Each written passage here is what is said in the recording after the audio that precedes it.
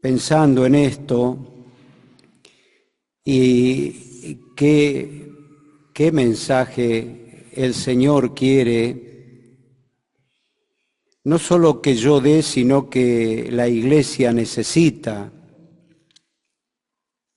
Si creemos firmemente que el Espíritu Santo es el único que preside a la Iglesia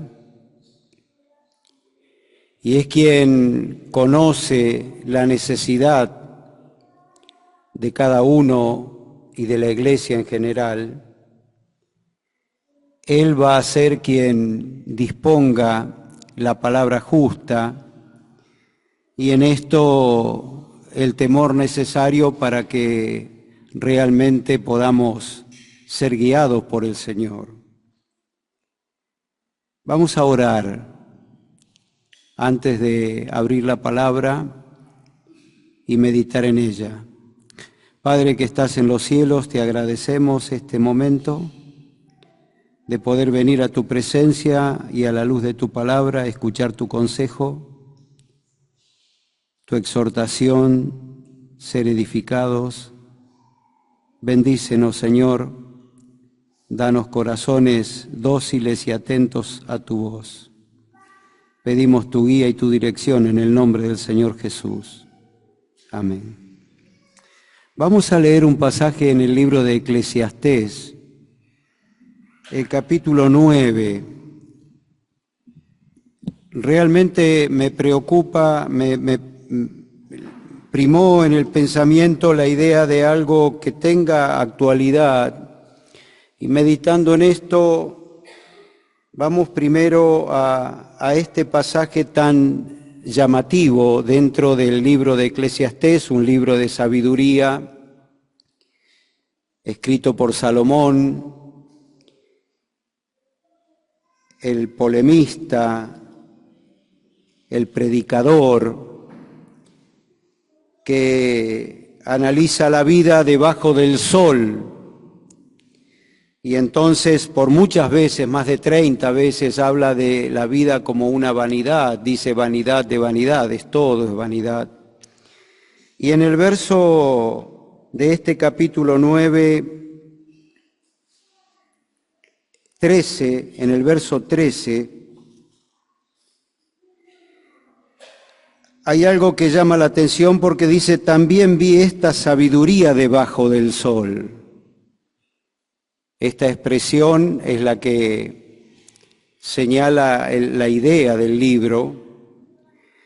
También vi esta sabiduría debajo del sol y esta frase, la cual me parece grande. Acá hay algo que le llamó la atención al predicador, que es una sabiduría grande. Dice el verso 14, una pequeña ciudad, pocos hombres en ella, y viene contra ella un gran rey, y la asedia y levanta contra ella grandes baluartes. Y se halla en ella un hombre pobre, sabio, el cual libra a la ciudad con su sabiduría. Y nadie se acordaba de aquel hombre pobre. Entonces dije yo, mejor es la sabiduría que la fuerza, aunque la ciencia del pobre sea menospreciada y no sean escuchadas sus palabras. Las palabras del sabio, escuchadas en quietud, son mejores que el clamor del Señor entre los necios.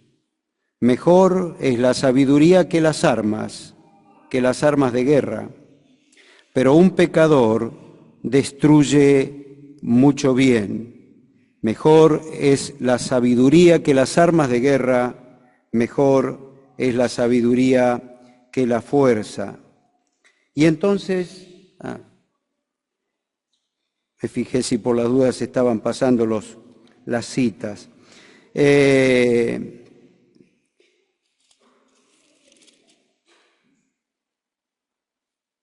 Llamativamente, la sabiduría grande de este momento que relata el escritor, una ciudad pequeña, un rey grande, la Sitia, un hombre que no se tenía en cuenta, con un detalle, dos detalles interesantes, pobre y sabio, y entonces recurren a él, y no con la fuerza, sino con su sabiduría, libra a la ciudad. Y me preguntaba, ¿qué tan pequeña podría llegar a ser la ciudad? ¿Qué tan pequeña podría llegar a ser la ciudad? El que quiere acompañarme con la lectura lo busca, Mateo 18:20, son pasajes muy conocidos. Mateo 18:20, porque donde están 2 o 3 congregados en mi nombre, allí estoy yo en medio de ellos. ¿Qué tan pequeña puede llegar a ser la ciudad? Y el Señor dijo que su iglesia podría llegar a ser en la base de un número, el menor, 2 o 3 congregados en su nombre. 2 o 3 congregados en su nombre. Vamos a ir registrando estos datos para luego entrar en otro tema que es el que digo que tiene que ver con la actualidad nuestra.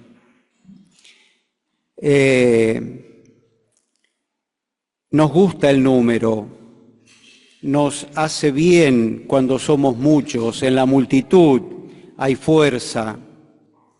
Hay iglesias que son pequeñas, iglesias que son de lugares apartados, de pueblos, y se hace difícil sobrellevar este proceso, pero es una ciudad pequeña, es un número pequeño, y el Señor dijo que aún 2 o 3 congregados en su nombre pueden ser su iglesia, son su iglesia, serían su iglesia, porque Él está en medio. Una ciudad pequeña, pocos hombres en ella, y viene contra ella un gran rey.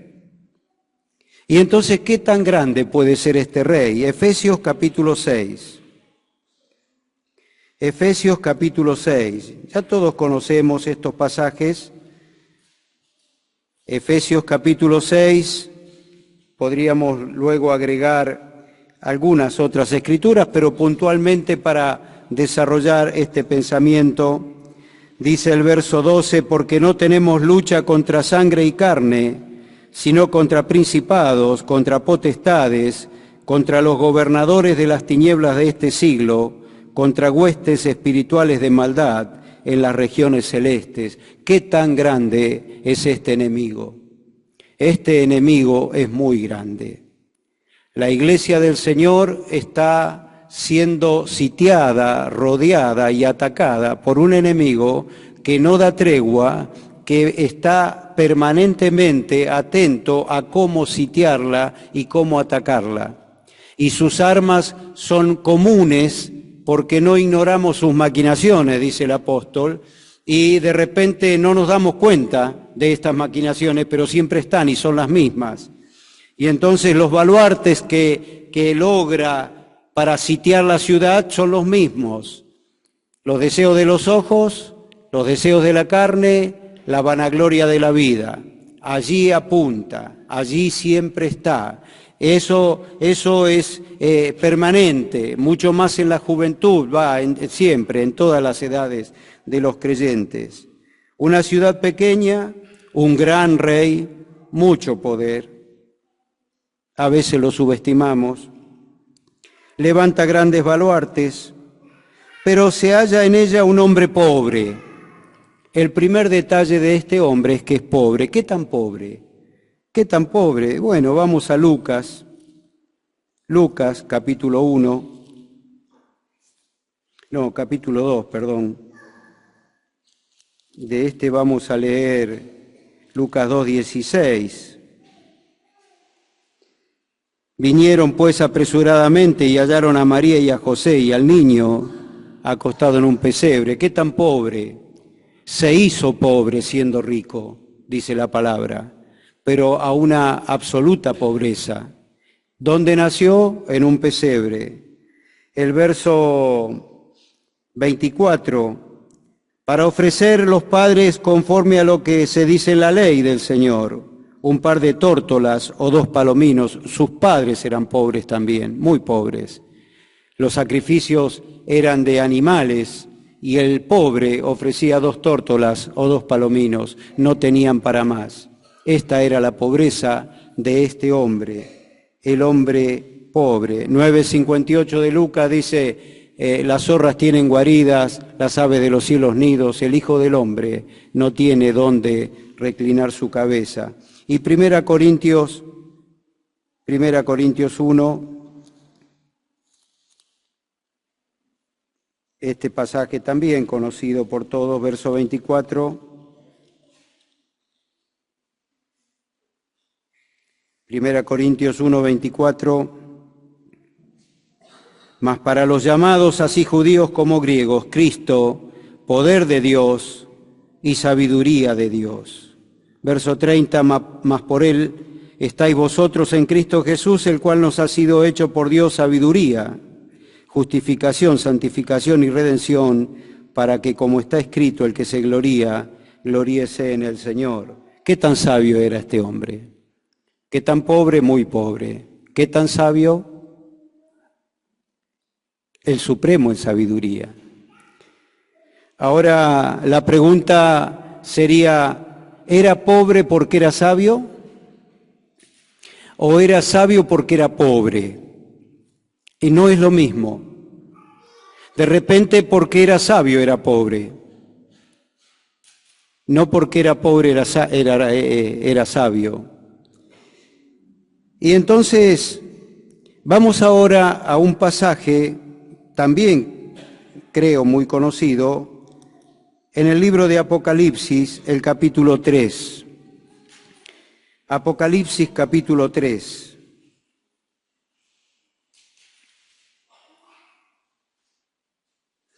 Me dijeron los hermanos que no más de 1 hora, así que voy a ir midiendo el tiempo. Capítulo 3 de Apocalipsis, verso 14. Y escribe al ángel de la iglesia en la Odisea: he aquí el amén, el testigo fiel y verdadero, el principio de la creación de Dios, dice esto: yo conozco tus obras, que ni eres frío ni caliente. Ojalá fuese frío o caliente. Pero por cuanto eres tibio y no frío ni caliente, te vomitaré de mi boca. Porque tú dices: yo soy rico y me he enriquecido, y de ninguna cosa tengo necesidad. Y no sabes que tú eres un desventurado, miserable, pobre, ciego y desnudo.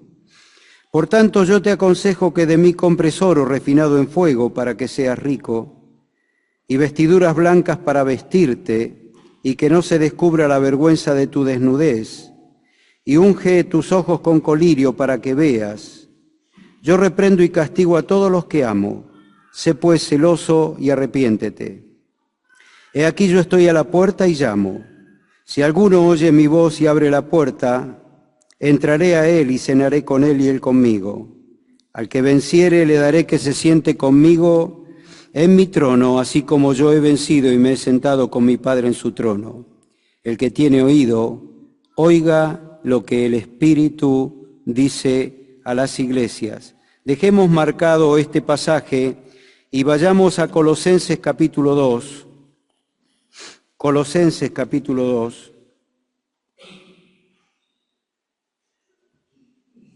Verso 1. Colosenses capítulo 2, verso 1. Dice aquí el apóstol: porque quiero que sepáis cuán gran lucha sostengo por vosotros y por los que están en la Odisea, y por todos los que nunca han visto mi rostro, para que sean consolados sus corazones unidos en amor, hasta alcanzar todas las riquezas de pleno entendimiento, a fin de conocer el misterio de Dios el Padre y de Cristo, en quien están escondidos todos los tesoros de la sabiduría y del conocimiento. Capítulo 4 y el verso 12. Os saluda Epafras, el cual es uno de vosotros, siervo de Cristo, siempre rogando encarecidamente por vosotros en sus oraciones, para que estéis firmes, perfectos y completos en todo lo que Dios quiere. porque de él doy testimonio de que tiene gran solicitud por vosotros y por los que están en Laodicea y por los que están en Hierápolis. Os saluda Lucas, el médico amado, y Demas. Saludad a los hermanos que están en Laodicea y a Ninfas y a la iglesia que está en su casa. Cuando esta carta haya sido leída entre vosotros, haced que también se lea en la iglesia de los laodicenses y que la de la Odisea la leáis también vosotros. Interesante leer la carta a los colosenses y encontrar que 30 años antes que el Señor le escriba esta carta personal del Señor a la iglesia de la Odisea, el apóstol Pablo le haya escrito a la iglesia de Colosas y a través de la iglesia de Colosas les diga que la carta de la iglesia a los colosenses sea leída en la iglesia de la Odisea y que la carta escrita a los laodicenses sea leída en Colosas. Probablemente, dicen los entendidos, la carta escrita a la Odisea o a la Odisea era la carta de los Efesios, a los Efesios. Si leemos las dos cartas, al margen de que sea puntualmente así, está claro lo de la carta de Pablo a los colosenses que leyeron los laodicenses, que entendieron, que conocieron el consejo, porque la preocupación de Pablo, que sostenía una lucha en oración con Epafras, probablemente Epafras era el fundador de la iglesia. Algunos dicen que Pablo no conocía a la iglesia, pero en la versión anterior a esta, de la 1960, en la versión 1909, al pie de la carta primera a Timoteo, hay una leyenda que dice que la carta a la Odisea fue escrita por Pablo. Así dice la frase, fue escrita por Pablo a la Odisea, al lugar de la Frigia, no me acuerdo bien, Calapina creo es el nombre.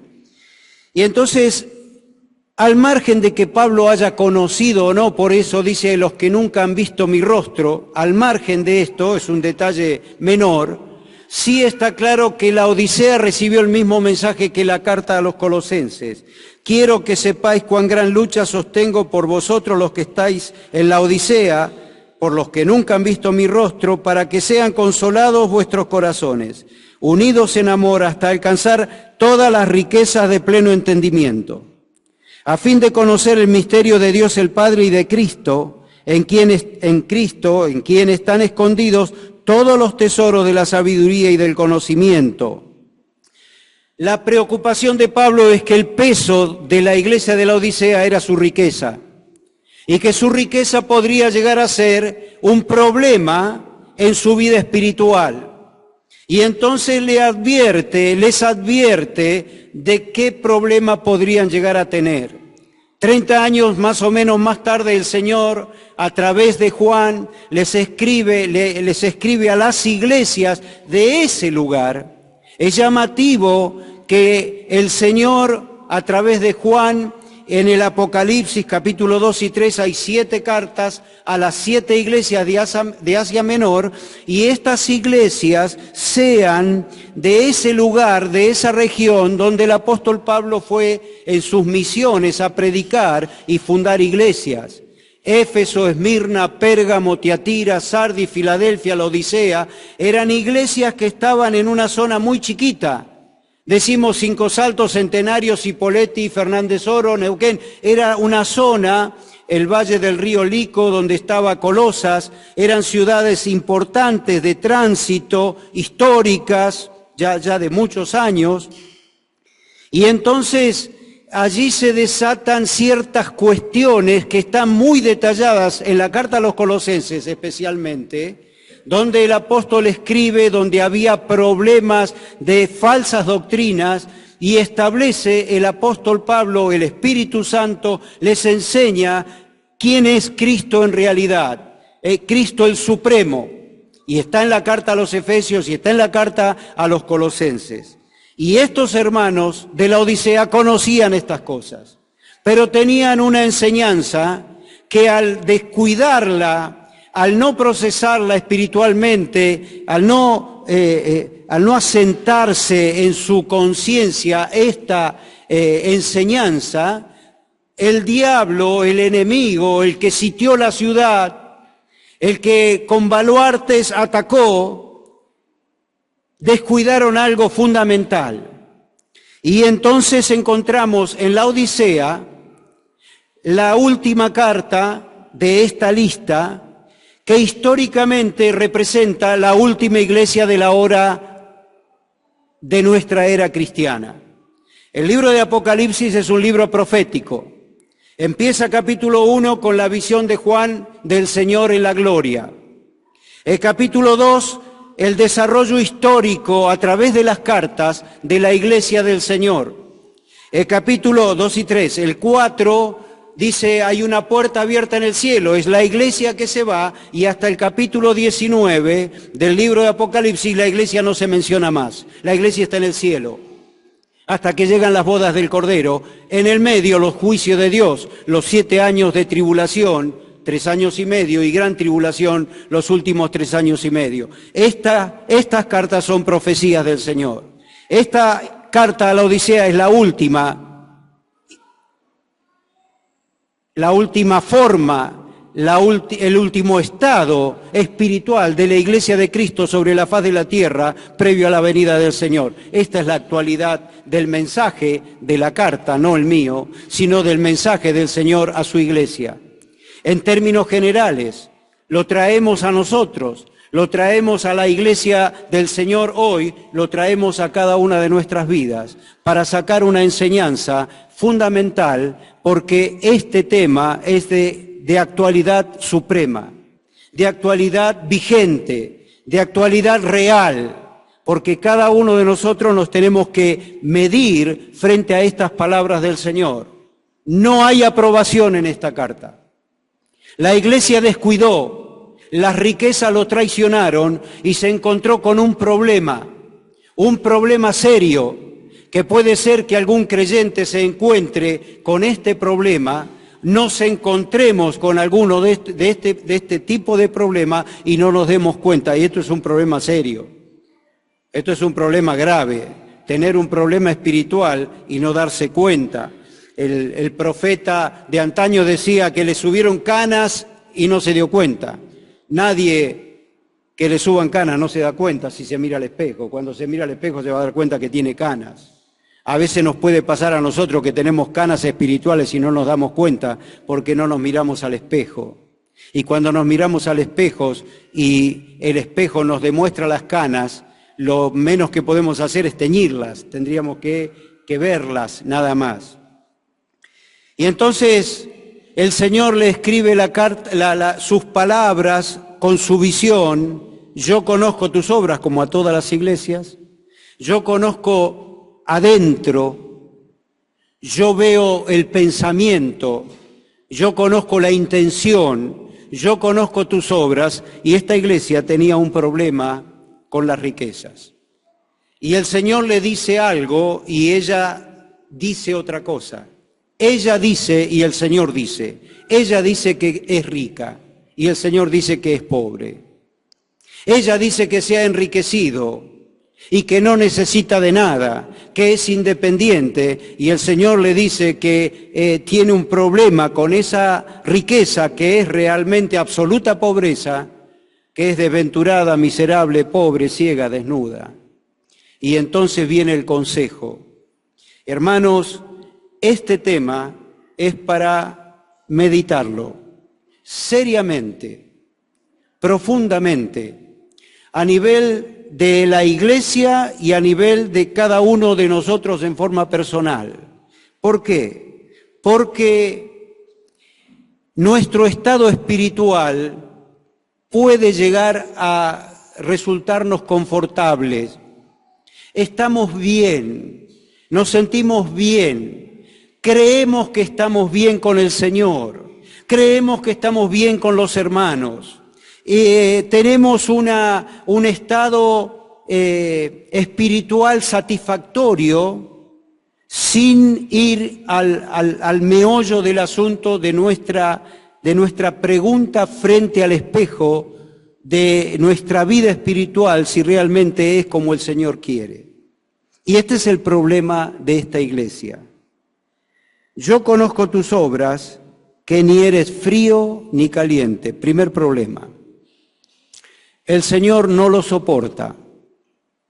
El Señor no soporta la tibieza espiritual. Y esto a mí me preocupa. A mí me preocupa personalmente. Me hace bien hablar cuando no conozco el auditorio, me hace muy bien. No conozco a nadie. Y el auditorio no me conoce. ¿Qué es tibieza? Ni frío ni caliente. De alguien que es frío se puede esperar que se entibie. Candente, caliente, hirviendo, fervor. ¿Qué es? ¿Qué es tibieza? Repugnancia. No sirve. Es un cristianismo tibio, que no sirve, que no canaliza todo lo que el Señor quiere que nosotros seamos para nuestra iglesia, para nuestra comunidad, para nuestra familia, para nosotros, para Él. Tibio. No sé cómo explicarlo. Ojalá el Espíritu Santo nos pueda imponer la idea de lo que significa para el Señor ser tibio de corazón. La tibieza, hermanos, es falta de temor. Cuando no hay temor del Señor, no hay sabiduría.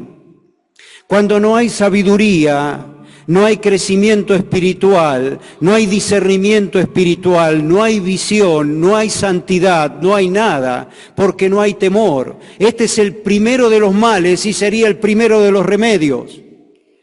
Lo principal de la sabiduría es el temor de Dios. La falta de temor es tibieza.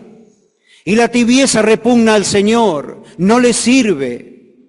Y entonces el Señor viene a una iglesia hoy, actual, en términos nominales y generales, pero en términos particulares a esta iglesia, a la iglesia de hoy, nuestra, aquí, con una característica muy particular, porque me identifico con mis hermanos de Cipolletti Norte, como ellos con nosotros de la Chacra, que no nos creemos dueños de la verdad, ni somos dueños de la verdad, pero sí hemos sido instruidos en la verdad.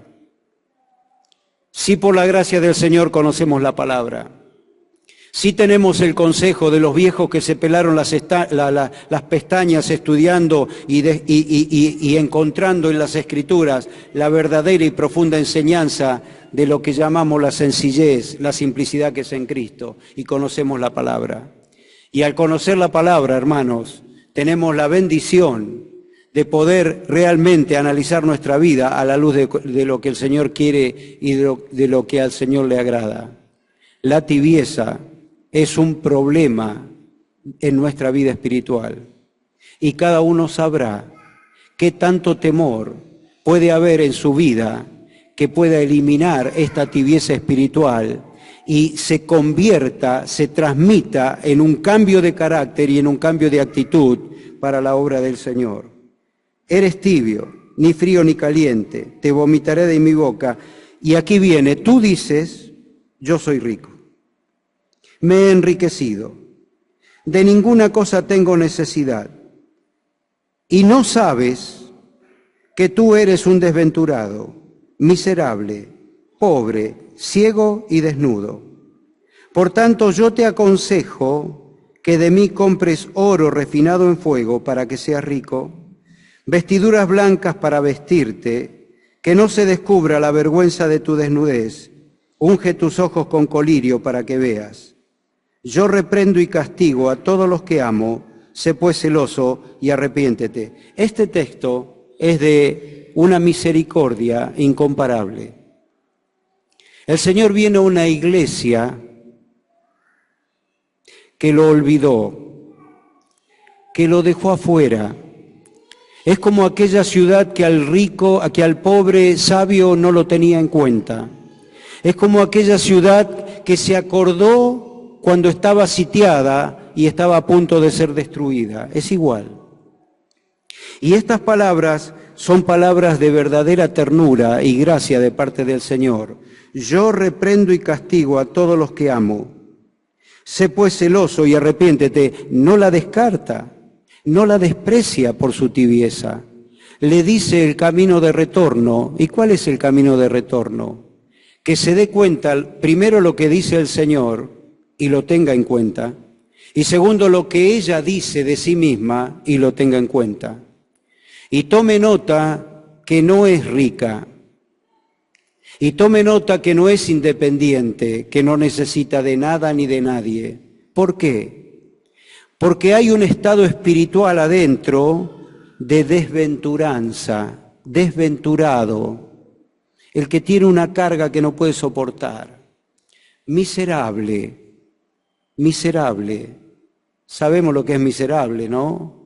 El Señor dice amor al miserable, amor al pordiosero, al que necesita de todo. Él se acerca diciendo, yo te quito la carga, yo te ayudo en tu miseria, pobre, te voy a dar de mi riqueza, ciego, no ve nada, desnudo, no hay santidad.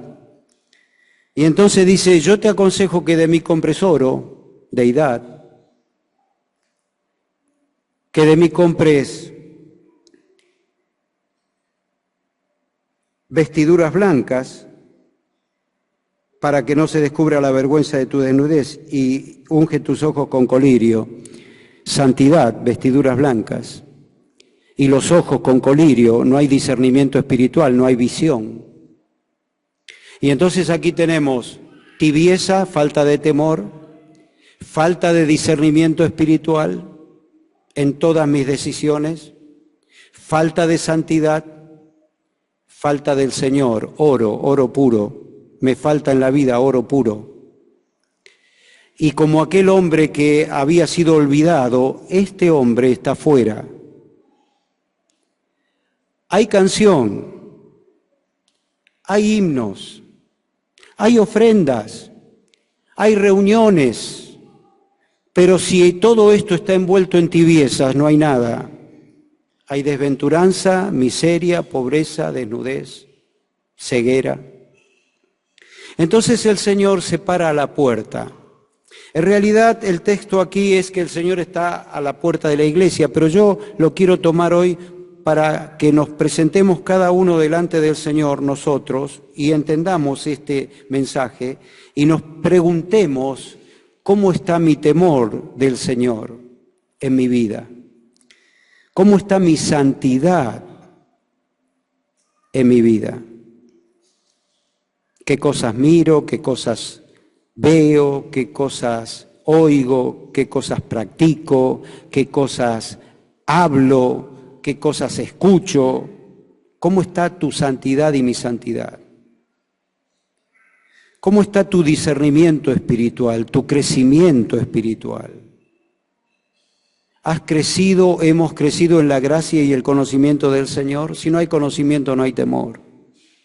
Si no hay temor, hay pobreza. No está Él, no lo tenemos a Él. Está afuera. ¿A dónde afuera? Afuera de la puerta. ¿De qué puerta? De la vida, del corazón. Lo usamos para predicar el Evangelio y le decimos a los inconversos que le abran la puerta del corazón al Señor. Bueno, hay que abrirle la puerta del corazón al Señor para que haya comunión. Y de esto se habla tanto. Tenemos que tener comunión con el Señor y tenemos... ¿Y qué es esto, hermanos? ¿Qué es esto? El Padre nos salvó.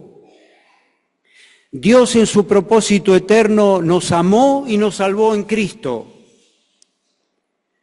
Nos salvó en Cristo con un propósito, uno primario, supremo.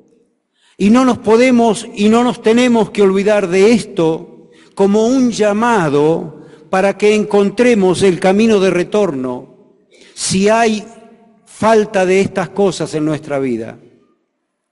Cuando el Señor se encuentra con la mujer samaritana Y la mujer le dice que en este monte ellos creían y el Señor, no. La hora llega y ahora es cuando los verdaderos adoradores adorarán al Padre en espíritu y en verdad. Tales adoradores busca el Padre que le adoren. El propósito del Señor en salvarnos, hermanos, es que seamos adoradores. ¿Qué es adorar? ¿Qué es adorar? Y aquí podríamos filosofar toda la noche de nuevo. Yo quiero ser sencillo para que lo que yo entiendo se transmita y lo podamos vivir, experimentar. Es una gratitud permanente, hermanos, a lo que Dios es para nosotros, a lo que Dios hizo por nosotros, al precio pagado, y no es solamente mañana en la cena. Es desde que nos levantamos hasta que nos acostamos, es todo el día, adoradores que adoran en espíritu y en verdad. El Padre tales adoradores busca. Y entonces la comunión en Cristo, y entonces la puerta abierta, y entonces el que está afuera puede entrar. Porque realmente no tengo todo el temor del Señor que tengo que tener. Y no vivo toda la santidad que tengo que vivir. Y no entiendo todas las cosas que tengo que discernir. No tengo visión, no tengo discernimiento, y el único que lo puede hacer es el Señor. Toda la riqueza está en Él. Para que los colosenses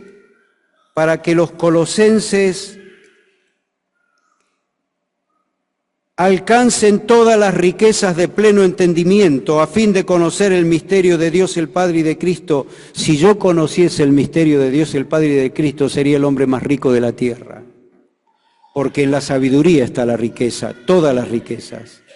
El Señor nos ayude, el Señor bendiga su palabra, el Señor nos auxilie a que este espíritu que ha ganado el corazón de la iglesia mundial, no gane el tuyo y el mío, no gane esta iglesia pequeña aquí en Cipolletti, sino que cada uno de nosotros disfrutemos de la comunión plena con el Señor y este Cristo